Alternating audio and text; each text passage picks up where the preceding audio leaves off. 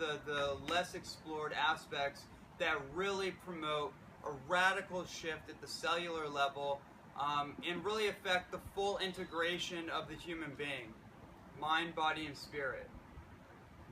So the peace aspect is foremost. It's at the top of everything. One of the biggest contributors to age-related breakdown is stress. It's probably the biggest factor. You know, whether that's a stress fracture, you know, you have a stress on the physical body, so you break a bone or you tear a ligament or something like that. That's a stress fracture. It's the accumulation and the consistency of wear and tear on the body. The same thing is true of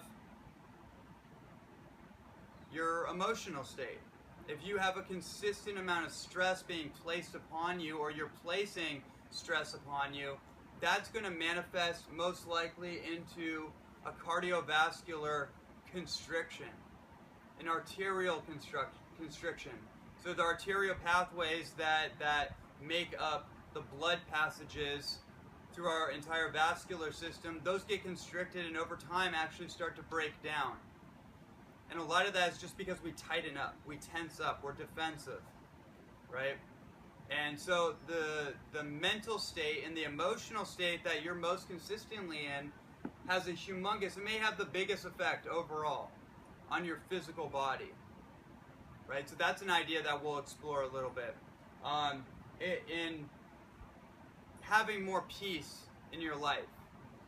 You know, that's the beautiful thing about yoga. That's the beautiful thing about having those kind of rituals in your life. Meditation, anything that helps channel that yang energy that you have, that fire, that fieriness that you have in your body, right? It's not so much that we just meditate away or we just ignore it. We actually have to make room and channel that and mobilize that energy so it has somewhere productive to go, right? It's part of our life force. It's nurturing your life force. So a lot of this is actually going to be more about the art of nourishing life force. That's kind of the idea. That's what we want to focus on. So this example right here, I mean, this is pretty obvious, and a lot of people already alluded to what this is.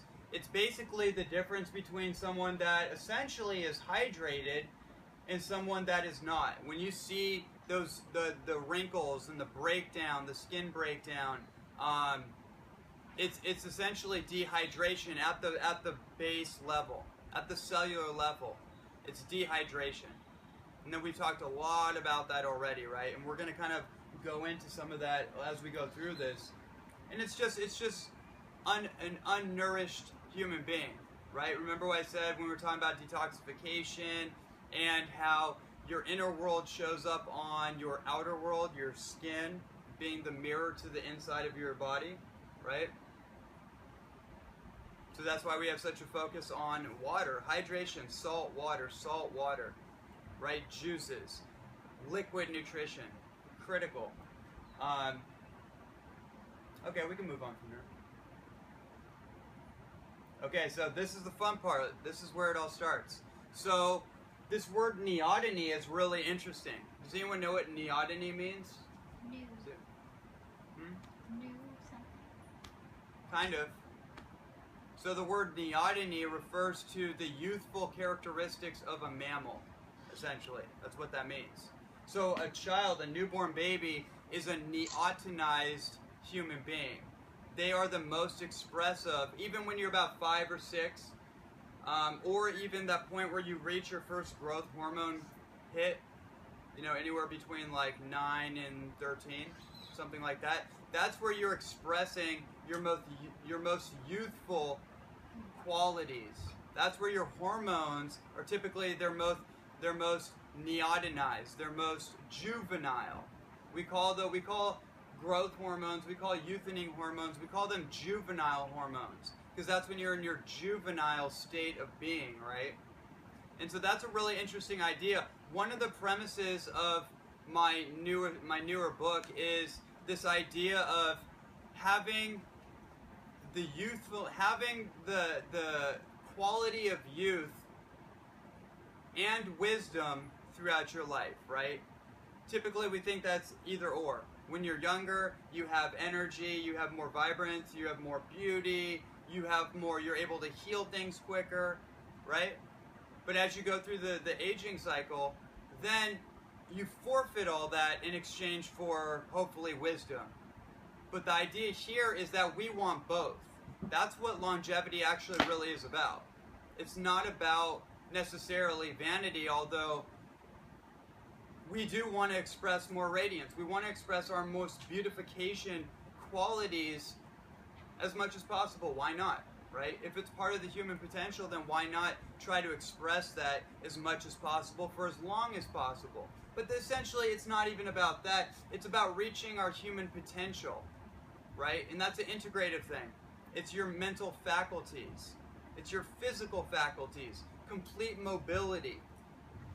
Lubricated joints. Having the full range of motion in your body all of your life, where you're not breaking down at all. The seams are not breaking down, right? So you essentially can go through your entire life in a fully functional body, fully elastic, fully malleable. You can do all the things, or most of the things, that you could do when you were 30, if you're 70. If you're 100, you could do what you could have done at 70, right? You guys see where that train of thought is? It's not about how long you live, it's about how the quality of the life in your years, right? Because it doesn't matter if you live to be 120, but you're on a dialysis machine, and you have diabetes, and you're just kind of like getting by, right? That, I mean, just unplug from there. That doesn't make any sense, right? One of the things that I got into years ago was this idea of we're living longer because the advent of technology, right? Sanitation technology, antibiotics, there's the pharmaceutical conversation that gets put out there, and just better living through chemistry, essentially, right? Now, I find this a really interesting conversation. When you look back on, when you really look at the statistics, and you look back on human history, you find that we're not really living any longer by ratio of the population compared to the population hundreds of years ago, maybe even thousands of years ago, than we ever did. When you factor out infant mortality deaths and infectious diseases. Those are the two primary things that would take people out, right? Before we had sanitation, before we had sewage, before we had you can even say before we had sterilization to kill bacteria and all these kind of things. And more natural-based vaccines, which we'll go into. Beyond that, we're actually not living very much longer at all. But, interesting question, are we living longer or are we dying longer? That's something to start asking yourself. The average lifespan of a man, I believe, is around, like, in at least in the Western world, is around between 58 and 70-ish, something like that, right? Women are slightly higher, right? Remember the other day I was talking about, I think it was yesterday, I was talking about the theories why women live longer than men, and the bleeding and bleeding out toxic blood, toxic iron out of the blood every month, that kind of thing, right? But even then, women are living like maybe a little bit longer. And a lot of that has to do with stress too, right? So what we want to do is essentially return back to our most noble state of being, which is just like a baby. And this conversation that we're going to go into is all about what are the things that actually take us out over time. What are the things that actually age the body? What increases, what accelerates the aging cycle exponentially? We already know what we can do to slow that down dietarily through high raw foods, whole foods, maybe some natural supplements, superfoods, water, all that kind of thing. But then now we need to talk about what are the things that recycle us out. Because no matter what, at some point, your clock is going to run out, right? Your chronological clock is going to run out.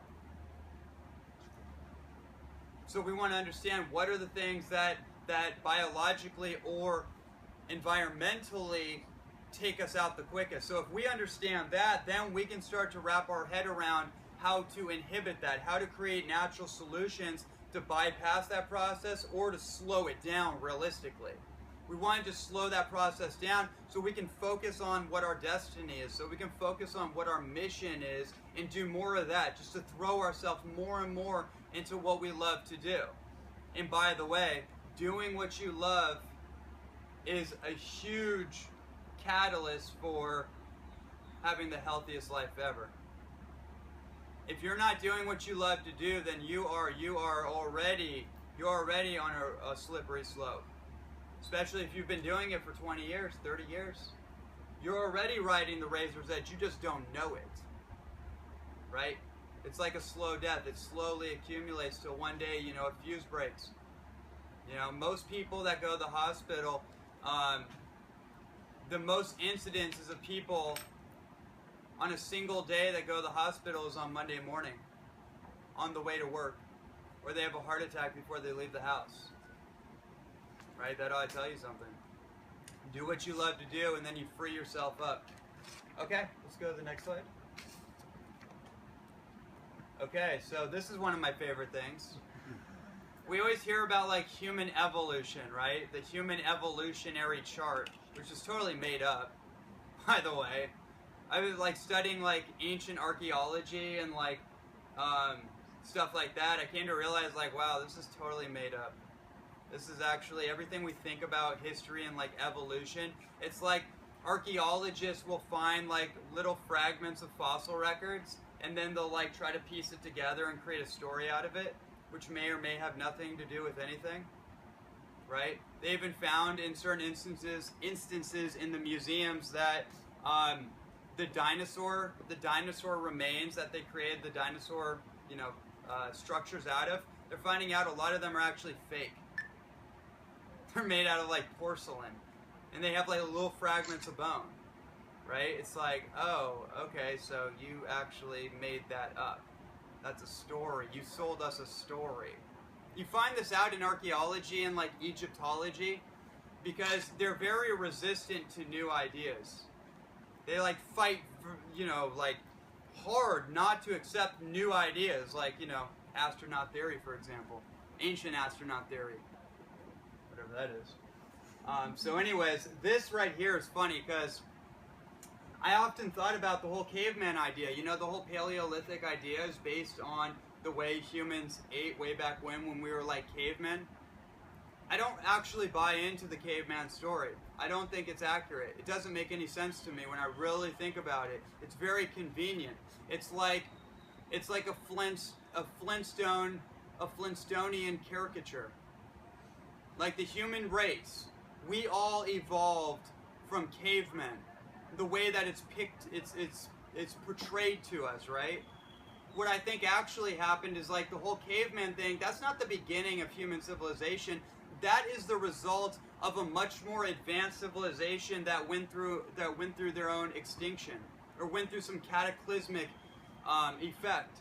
One of the great extinctions. We've had about 5 of them already, according to historians. We've had about 5 extinctions, earth changes, where entire population was wiped out. The earth had to go through some massive changes, and that's why we have all these remains, these randomized remains all around the earth that our engineers cannot explain how that came to be. And they definitely know that we don't have the technology to recreate it or the precision to recreate it. Like, oh, that's fascinating. Yet we assume we know what happened, right? So that's my kind of my theory on that. But anyways, this kind of like shows where we've been and where we're going. Human beings used to walk on all fours, theoretically, right? And if you look at our anatomical structure and our makeup, it makes sense. Like we actually move really well on all fours, right? And then at some point we started moving upright into a bipedal mammal, meaning that we bipedalism is where you walk upright. And then once we hit agriculture, the advent of agriculture, farming, instead of being wild human beings, we started farming and creating civil states, civilizations, homes, houses. We became slightly lazy. You can see in the fossil records that our bone mineral concentration starts to lower, our bone density starts to lower progressively over that 10,000 year span of agriculture up to now. So our Aboriginal ancestors were much more robust. They were actually bigger. They had more muscle definition like a professional athlete might. Their bone density was much stronger. Their teeth records were perfect. They didn't have cavitations. There's no such thing as cavities. You guys follow me? So through the progression of agriculture and how we've just kind of like, we've pushed that so far, we've actually demineralized ourselves over time. We've separated ourselves from our actual inherent blueprint of where we come from, which is, you know, natural earth, essentially. That's going to be one of the themes that we dive into here. And now we've come into heavy machinery, our backs bend over. Now we have an absurd amount of back-related injuries, back pain, skeletal pain. I mean, chiropractic is like one of the, you know, it's one of the most profitable health-based industries, right? Return customers, boom, boom, boom, boom, boom, crack you up, you know, blah, blah, blah. Okay, bring you back. I'm not even a big fan, just to put it out there, I'm not even a big fan of conventional chiropractic. The whole like cracking and torquing thing, it can be very dangerous. It can be nice if you have like a subluxation and it feels good. What I'm really into is elongation therapy, where you hang somebody upside down and it goes pop, pop, pop, pop, pop, pop, naturally, instead of doing all that. Has anyone had that before? You've had elongation therapy, or you just hung upside down and your spine starts to be elongating and you're like, whoa, oh, okay, everything's good. Although the clamped nerves, the clamped vertebrae that clamp together and create that, that sharpness in the vertebrae of the spine, they just need to be popped out straight up. And also one of the things you can do is hanging on a bar like this, and letting your shoulder muscles and letting it all elongate and stretch out. Try it. It's amazing. And then yeah, up to where we are right now. And I mentioned yesterday, one of the ways you can tell if a species is on the brink of extinction is by what? Does anyone remember the telltale sign? Yes. No reproduction. They're not able to reproduce themselves, right? They can't propagate the new set, and that's exactly what we find ourselves in. Infertility rates are rising higher and higher and higher. 50% of the population right now is infertile. A little crazy. Populations or all around the world? It's specifically Western population. I mean, most of the statistics that but you know what? It's spreading because most of the countries, most of the non-American countries are Americanized and industrialized. So yeah, absolutely, because so much of that is because of industrial exposure. I'd have to go back and look over the specific studies. I mean, it's all over the board, though. It's getting younger and younger, though. Just like menopausal symptoms are hitting women younger and younger and younger. You know, so it's affecting the next generation. A lot of that's epigenetically too. From one generation, they pass on the genes, the switched off genes, to the next generation. So each generation that comes out, it's on to them to actually switch on their euthening genes. And you can do that. That's been shown through epigenetics. Epi meaning outside, genetics, obviously your genes from inside are like little triggers that turn everything on or turn them off, right?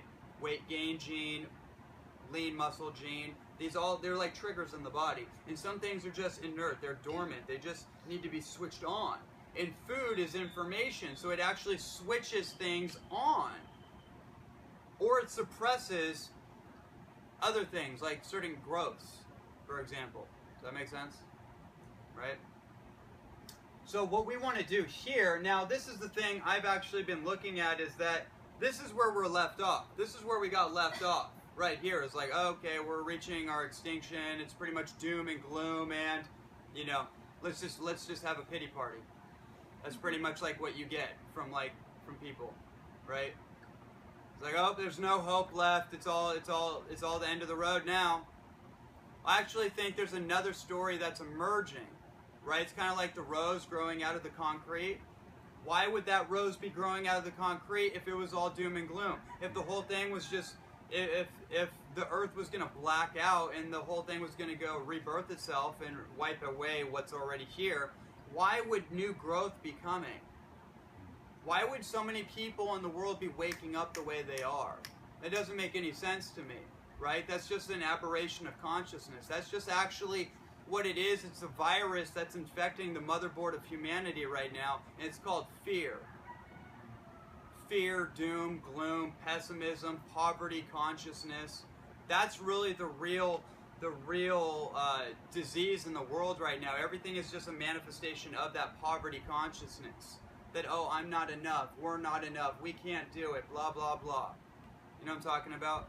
That whole thing. You just need to switch that, change that thing over into prosperity consciousness. That actually everything is abundant, everything is flourishing, but it's going through this cocoon phase. And so this comes up. When I look at this, I think about the phoenix rising from the ashes. That's what I think about. And a lot of us we're just falling from grace because we need to. We need our paradigms broken open. We need our programs descrambled, right?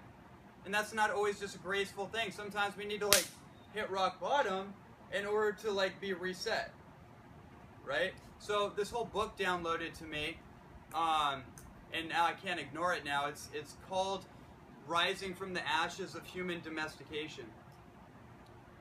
Rising from the Ashes of Human Domestication. What is the situation? What's causing the debilitation that we're experiencing as a culture? It's essentially we're living in a human zoo model. We need permission. Like the school teacher thing, right?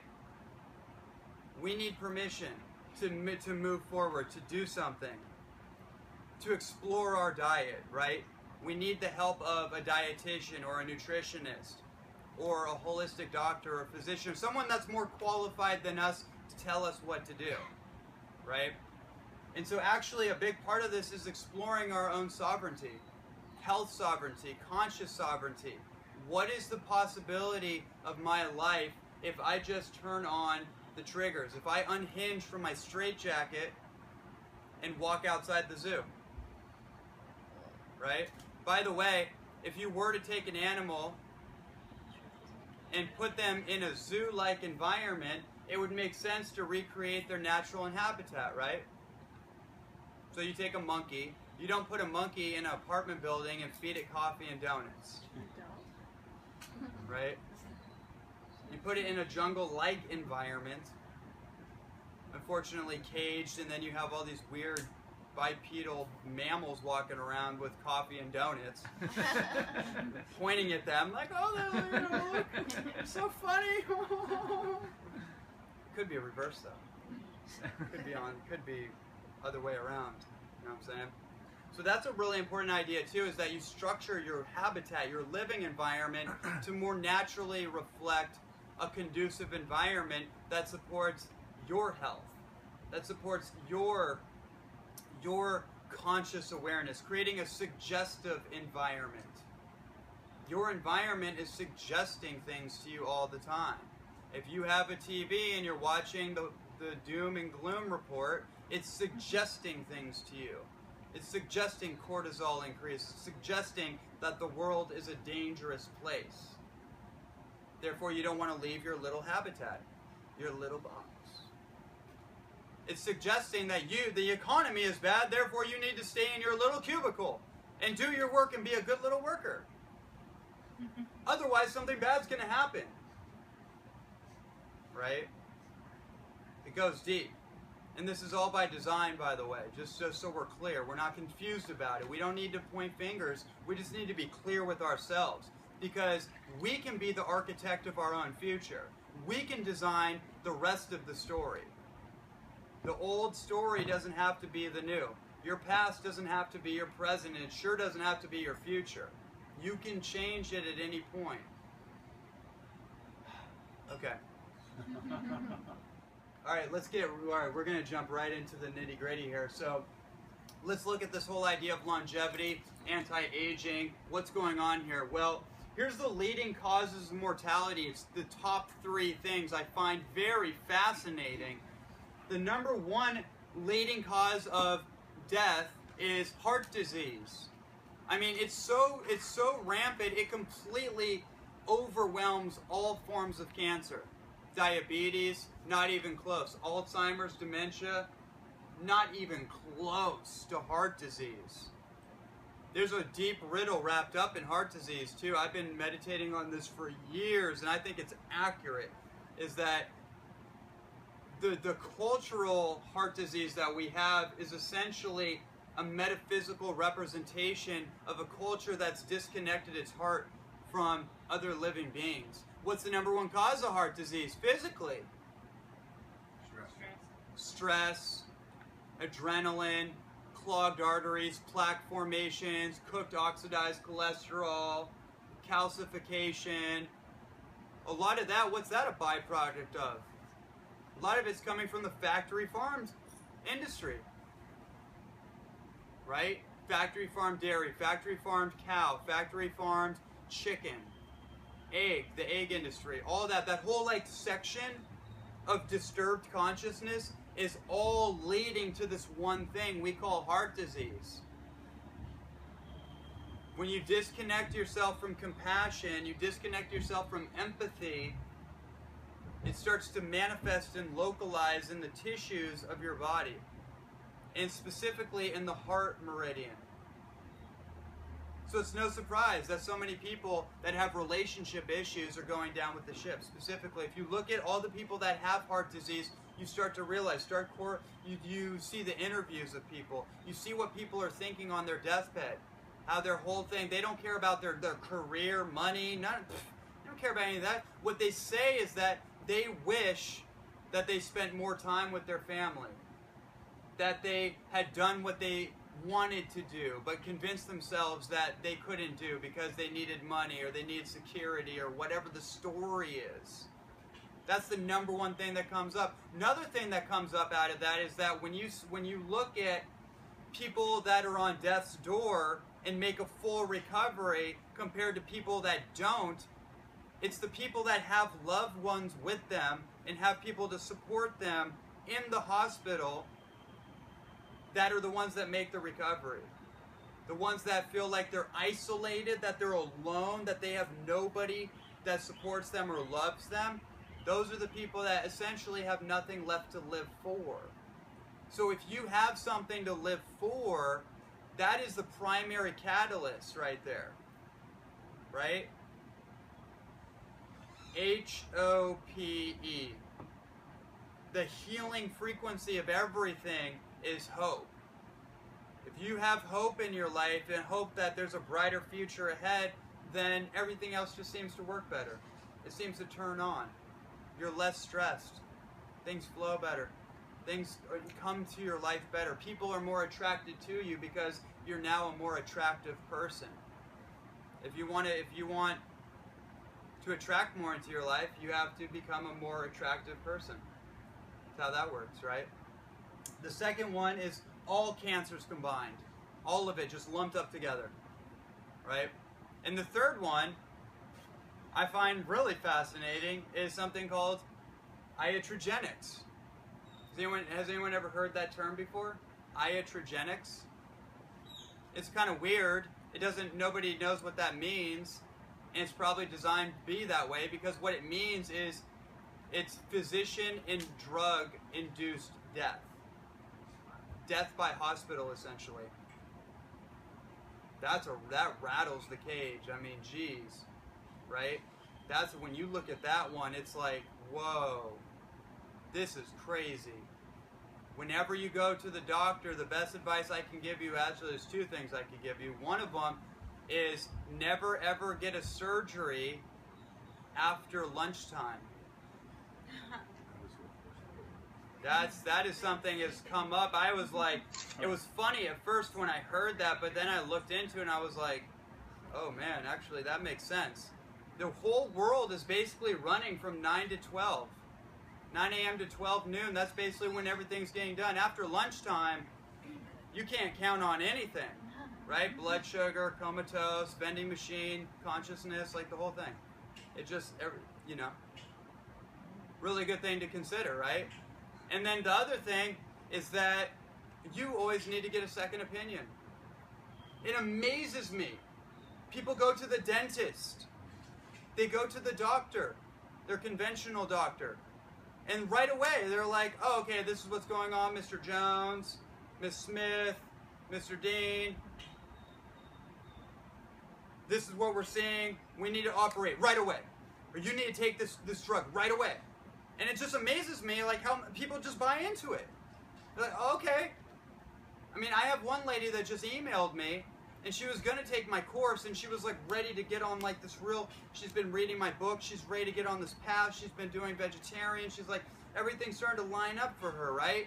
And then I get this email from her, and she says, oh, you know, I decided I had some symptoms come up, I decided to see a holistic doctor, and he told me right away that I need to be eating meat 3 times a day. Because my symptoms show, and she filled out some questionnaire, and he told her she needs to be eating meat 3 times a day, and she also needs to pay up front for 5 tune-up sessions, which essentially cost $575, interestingly enough. And she's like, so I can't take your course because I need to do this, and blah, blah, blah. But everything inside of her was telling her that that was wrong.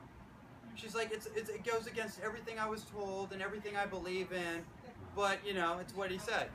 I was like, it's just amazing, right?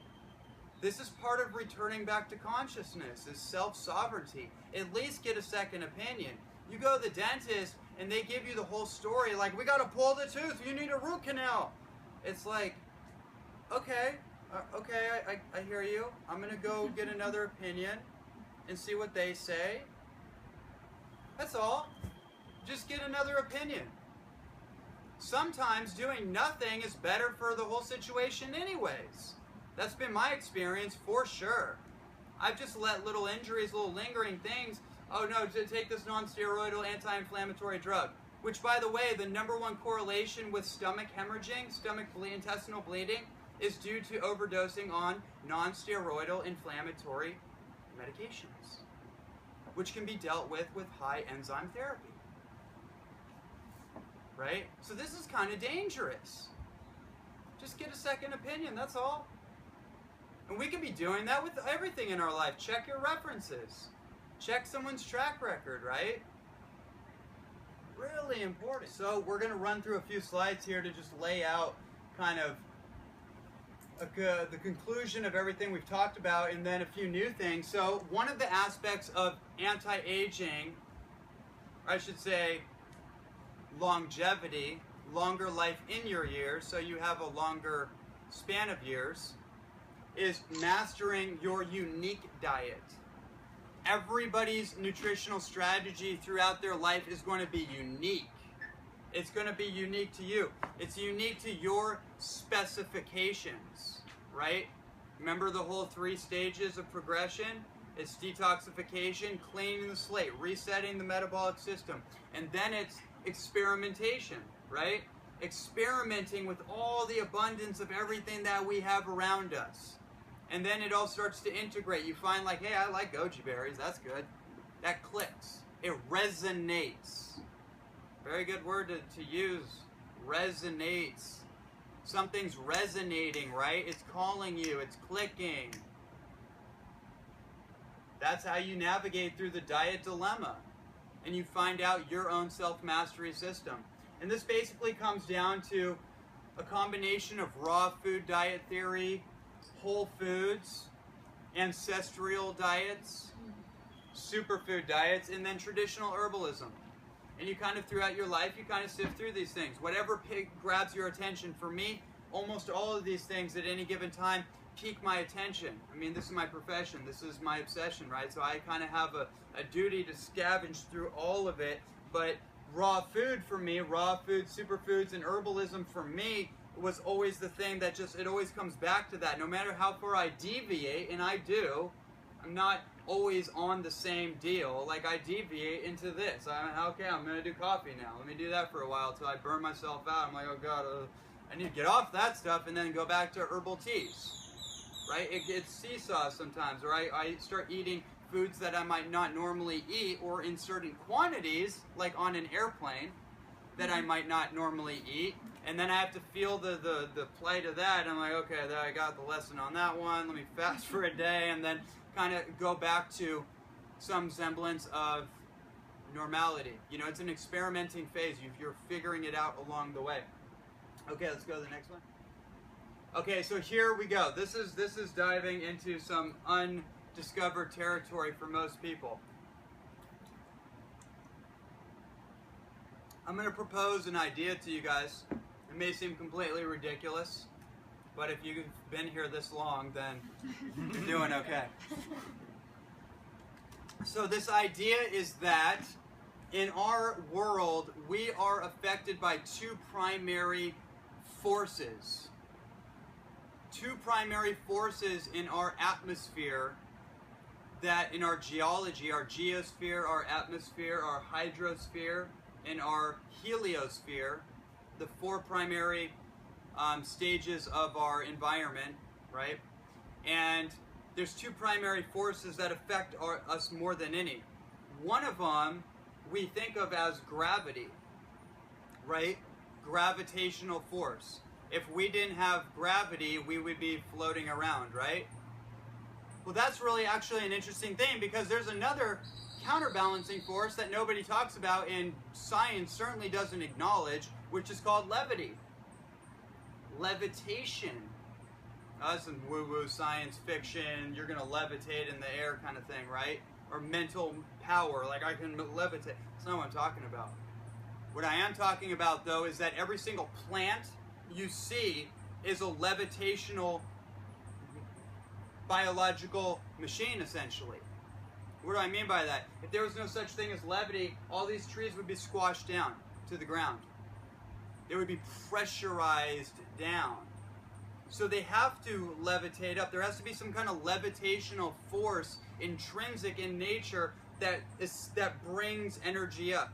In Chinese medicine, they call that ascending qi, where your qi, like the animation of your life force, your mobility, it's rising upward, right? This is going to be a really important idea just to sink in. Let this just sink in for a moment here. When you're born and you are a neotenized version of yourself, you are concentrating levitational properties. So what do we think of it when you're a baby? We think of like happy, joyful, light, right? And then once you get it, we start, being able to walk and everything, running around. What do babies do once they're able to like break free of their own constraints? They start running around. Who here has a kid? Who has children or had a children? Had a children. Had a child. Has children. Had children. Who here was a child? Right? And you think as a parent, like, okay, like they're just gonna sit still. Or like some parents, if you see them at Disneyland, they have a leash on them. Has anyone ever seen that? Yeah. It's like, whoa, okay, we are really domestic. We are really like, even like trying to put a leash on a bee in a bee farm kind of situation. It's like, whoa, we are like going off the deep end here. But anyways, so babies are moving around. They're just like super vibrant and happy, right? But as we go through the aging cycle, what starts to happen? You start to come upright, right? You're moving upright, and then eventually, at some point, you degenerate, like the human de-evolutionary timeline, breaking down, and then you flatten out, and you return to the geology of the earth. So essentially what that is, it's a progressive or chronological gravitational suppression. If you believe in the theory of chronological aging, as it were, that it's a linear thing, and you just age, and this is part of the aging process, right? Then it's basically a force of gravity that is suppressing you through that process on. Now, what we can do is we can start to adopt levitational forces in our life. What are the two primary asanas in yoga? What are the two primary, the king and the queen? Huh? The king and the queen, right? The headstand and the shoulder stand. They're inversions. You're inverting your body. You're reversing blood flow, lymphatic flow. You're reversing gravity. Does that make sense? You're reversing gravity. When you're upside down and you're hanging on a pull-up bar, why does your spine go pop, pop, pop, pop, pop like that? Because gravity has suppressed it and condensed it over time. That's why people get older. They typically have that like leprechaun or that like gargoyle statue, Hunchback in Notre Dame look going on. You know what I'm talking about, right? Then you look at the x-rays, and we will, because we have some, that the spine becomes calcified, and it starts to become brittle, and it gets shorter. When you're older, you should be upright and expansive. So I just drive that point, is that our atmosphere, when you're born, this is a great example, when you're born, once you come out of your mother's womb, you are essentially starting your biological clock. You are oxidizing immediately, because the atmosphere is an oxidative environment, which is interesting to me. It confirms some of my theories that we are not necessarily from here, or we are like kind of a hybrid species, right? That we're like human beings aren't necessarily completely natural to this atmosphere. Because if we were, why would we be so susceptible to rapid aging the way we are?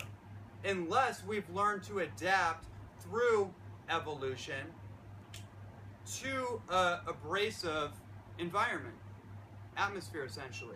Or we learn to crack the alchemical secrets of our environment to figure out that there's two forces at play, and if we utilize the battery pack of the earth that supports our battery pack and keeps us upright and healthy and rejuvenative, we can actually offset the abrasive forces of gravity. So when you're born, you start to oxidize, because when you're in your mother's stomach, you're in a sterile environment, right? You're essentially protected. But once you come out, then here we go. Then everything starts to come at you, right? So what we do in this situation, what we bring it back to is the Trinity of nature, the Holy Trinity of nature, which is the earth, water, and sun. Getting grounded, getting electrically charged from the negative electrical charge of our environment. If you look at the theories of acid and alkaline, there's about 3 different theories that dictate what acid and alkaline are. We already talked about a little bit about the mineral theory, right, as it relates to food. There's another one that relates to electricity. Our body's electrolytical impulses, what runs the body, what runs our brain, our nervous system, is based on what's called positive charge and negative charge. Positive charge could be related to gravity, acid. Negative charge is levity, alkaline, like an alkaline acid battery. Does that make sense? You are a battery. You have a battery inside of you. It's called your adrenal glands. And what we do know scientifically is when you put your bare feet on the ground, the motherboard of the earth, you start to get charged. Your reflexology points in your feet, your meridians, are connected, like your K1, your kidney 1 point, and your kidney 2 point. You have 2 kidneys. When you put both feet on the sand or on the grass, or you're gardening, and you're doing that for about 60 minutes, they figured out about 60 to 90 minutes is how you actually create like a daily sufficiency, where that electrical flow can actually reach up into your neurological system. Another idea too is that if you have a headache, or you have head trauma or head inflammation, lay your head on the ground. Try it. Try it. I got into this many years ago. There was a book that came out called Earthing. I read that 5 years ago. I read it while I was in the park. Right? And I was like, wow, there's something here for me. I didn't even need to know. I wasn't even looking for results. It just clicked. I was like, yep, that makes sense. Human beings are coming from this earth. We're trying to eat what comes out of this earth. Maybe it makes sense that we start to connect back with the earth too. I mean, think about it. People go on vacation and they're like, we're going to have this amazing time. We're just going to do so much activities and just feel amazing. And then they pass out. They get on the beach and they're, right? Anyone ever had that experience recently? I saw a few of you. That's what happens, because automatically it drops your hypersympathetic overload of your nervous system, your hyper fight or flight state that you don't even know is running. You don't even realize that your body is in a stressed out state. It's become a normality. But when you get grounded, you jump in that ocean and you discharge all the corrosive electromagnetic frequencies that have been imprinted on your nervous system over time from living in a concrete jungle. You start to realize, like, whoa, okay, there's something powerful here. Who went into the ocean and then came out feeling like a brand new person? Right, feeling like renewed, revitalized, resurfaced, right? Powerful stuff here. And then the sun. The sun is the beacon of all light. It's the beacon of life. I already went on my little tangent the other day about the sun, right? And how we have an entire industry that opposes the sun. You know what? I just have to put this out there, take it for what it's worth. But for me, whenever I see like violent opposition to an idea, I actually start to look at that idea. Like, okay, it's kind of like vaccines. If they work so well, why are you pushing them so hard? Okay, let me look at that. There must be something there for me to look at, right? Some kind of truth that's underneath the curtain. And so it's like that with the sun. If you get into the whole cosmetic and dermatology trip, then you're going to get lost into a whole trip. But if you break away from that and you really get into this idea that the elements are actually supporting our life force independent of, some scientific theory, and you base it completely on experience, completely on what resonates with you, then some interesting things will show up, like it did for me. Like I told you the other day or yesterday, that the moment I went into raw food diet, I started spending more time under the sun. I didn't mean to. It wasn't like I planned it. It just happened that way. And I had an aha moment. No sunburn. None at all. None whatsoever. Oh, interesting. I was in Hawaii last year. I spent 4 months there. I remember being shirtless all day long. I would go to the lava pit. Like when it's like September, August, July, just beating down sun. And I, cover myself in some coconut oil, that whole thing, and then go for these long runs. I even got lost in the jungle one time on purpose. Didn't come out they couldn't find me for hours. Hopping from tree to tree like a monkey. Just having a grand old time. And I come out looking like a monkey, like, just totally like caramelized, and feeling good. I noticed something actually, because I was doing weight training at the time. I was pretty much vegan the whole time. I think I might have had like fish on accident. But I was pretty much like vegan the whole time, and I noticed my body going hyper anabolic. Like I was like, whoa, what the heck? Everything's just like ding, ding, ding, ding, ding. I was like, it's the sun. It's the vitamin D. It's coming through. The vitamin D in combination with the coconut oil, because coconut oil is a saturated fat, which is a requirement for vitamin D production. Interesting idea. lather yourself with coconut oil. It will block out the UVA, which is what is associated as the non-beneficial, potentially damaging rays of the sun, right? And then the UVB is what you want. That is the stuff. By the way, if you're inside closed doors and you have a window and you have sun coming through, that's actually more dangerous than anything because it filters in the UVA. I want to drive one more point about this. Sunscreens. Most of us are aware that most sunscreens are toxic chemical garbage, right? Most of them. There's some great ones for sure. But I want to point something out that very few people know about. SPF factor. Who's heard about this? Sun protective factor? It's a scam. Because if for anything, by law, for anything to have an SPF label on it, it has to be chemicalized. Because according to their definition, nothing natural is truly SPF. So it's like a trick. You think that you're protected because you have this SPF label.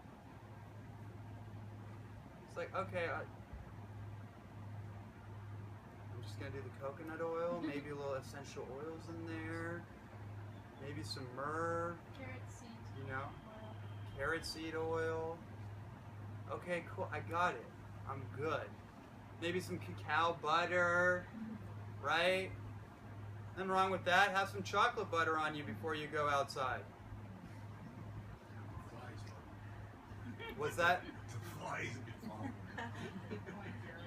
Hasn't bothered me. Works pretty good for me and everyone I know.